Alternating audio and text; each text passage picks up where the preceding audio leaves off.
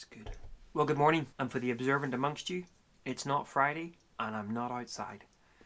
Very little time outside this week with the camera, i.e. none.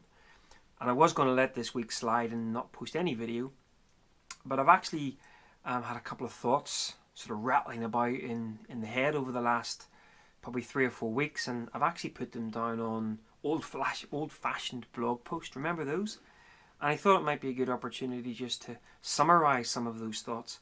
I'll obviously link the blog posts below. So the first was all about inspiration. Now, I love being inspired by other people's work, but it has become very apparent to me over the last couple of months that where I'm drawing most of my inspiration from is actually viewing social media and the images that people are posting on social media. Now don't get me wrong, I think there is still a lot of inspiration to be drawn from there, but if that's the only place that I'm drawing from that, it's not a bit of wonder that I feel like that well is running very dry.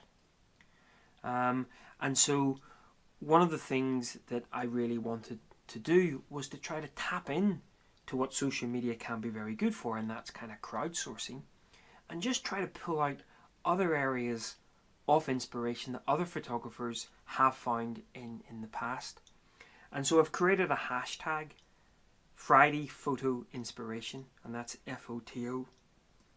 And basically, all you need to do is on a Friday, just post up something. Now, it could be an image, it could be a photographer, it could be a book, it could be a gallery viewing. Geez, it could be, a word of passage, I'm not sure, but just something that you have felt that has inspired you.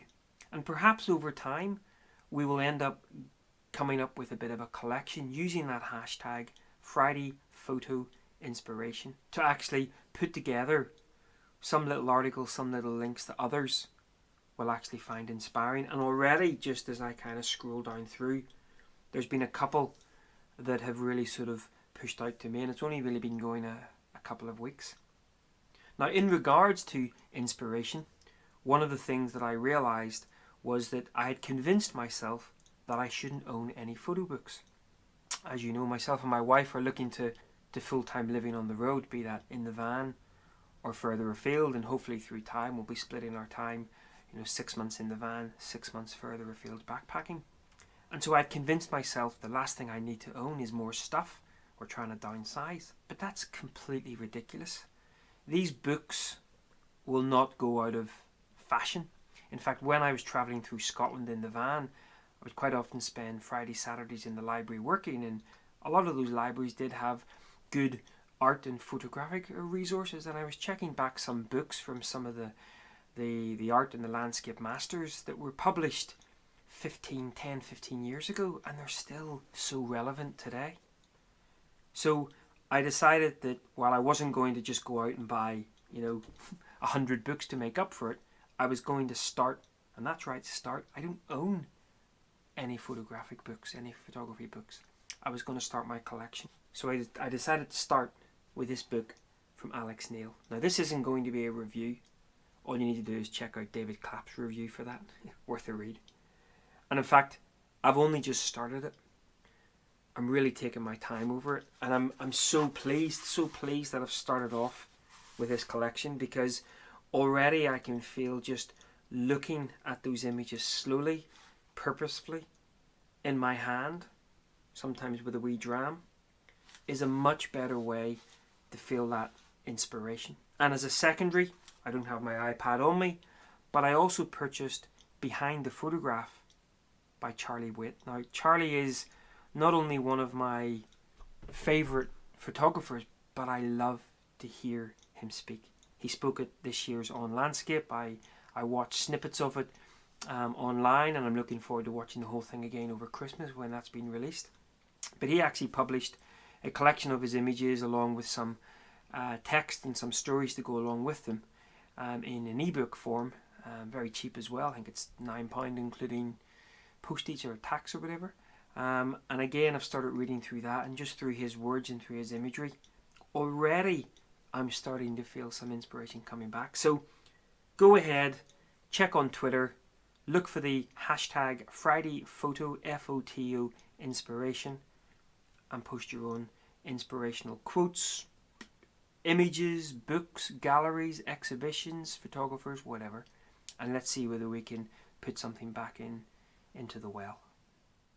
Now, the second blog post that I put down was all about social media. And again, this is not a kind of a point the finger up at social media itself, but I think that social media has become so politically correct in the photographic world that are we really getting anything out of it?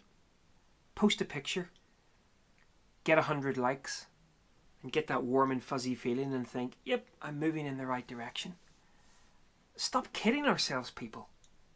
We need proper critical feedback, both good and bad.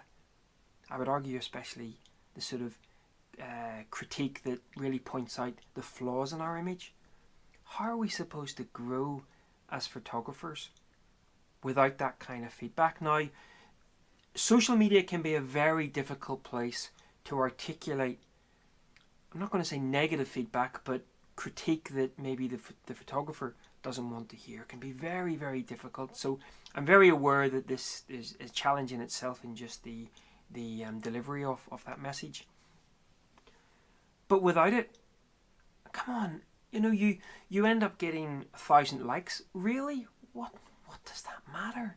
Social currency is completely hollow, people. So what I'm hoping to do is, rather than simply just scroll, click, scroll, click, scroll, click, I'm actually going to try to start really looking at an image and provide some of my own thoughts and feedback. Now, it might mean that I get into the odd spat here and there.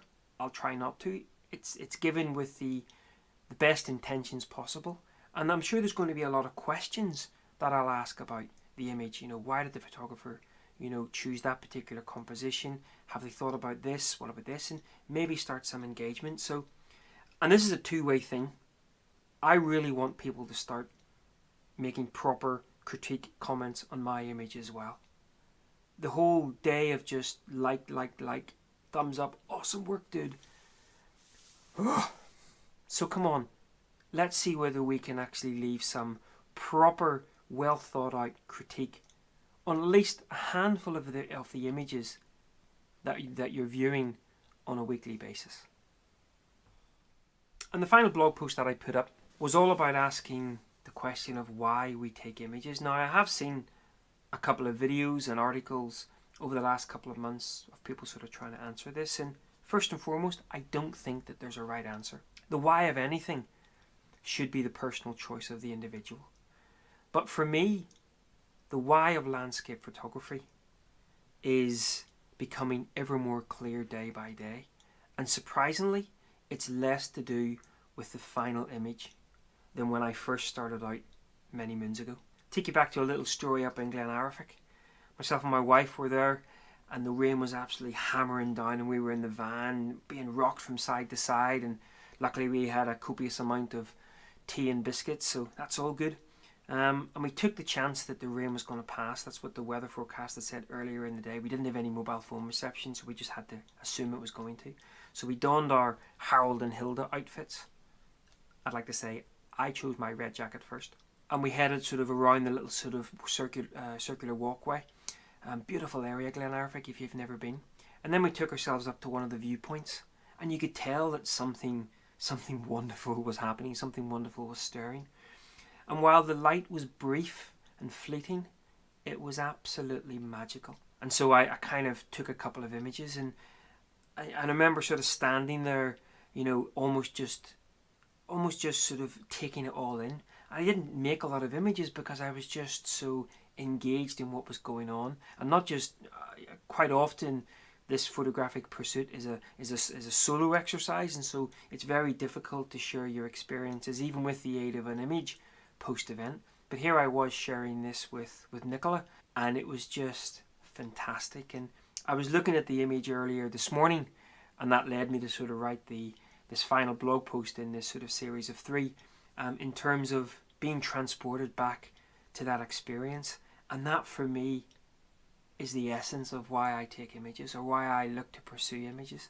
And I think if you took the camera away from me, I'd still go up and climb and go up and try to experience those moments, because in a world that just seemingly is full of negativity and full of bad things, and of course there's a lot of bad stuff going on, having little moments like that, and especially sharing little moments like that with your loved ones, to me, far, far, far outweighs any kudos that you'll get with an image. Even if you're winning competitions or running workshops or, you know, getting 1,000 likes and awesome, well done, dudes, the experience of being outside, of experiencing these moments, be it in wildlife, be it in landscape, be it in sports, whatever, I believe those experiences will last with me far, far longer than any accolade or any benefit that I get in my life through an individual image.